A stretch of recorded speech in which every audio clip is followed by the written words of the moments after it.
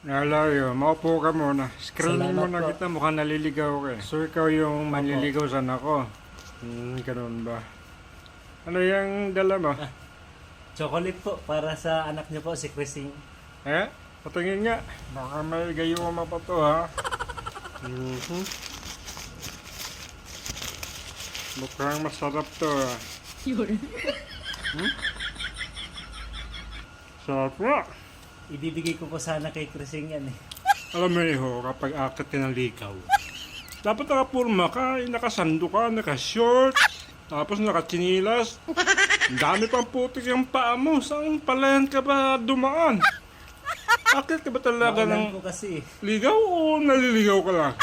Alam mo iho, yung kapanahonan namin kapag akit kami ng ligaw. Nakatudo porma kami, nakabarong kami, nakatoksido, nakasapatos, nakapamada yung buhok namin, nakanektay pa. Ikaw eh, tingnan mo nga yung itsura mo.